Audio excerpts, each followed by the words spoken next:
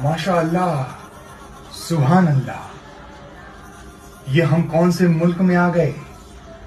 यहाँ पे इतनी बड़ी बड़ी इमारतें हैं। भाईजान, ये कौन सा मुल्क है? इंडिया है, भारत। और पाकिस्तान? पाकिस्तान? ये कौन सा देश था? पाकिस्तान? हाँ, याद आ गया।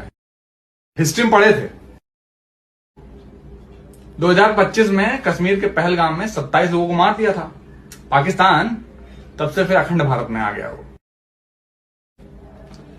And you are standing on the Akhand Bharat right now.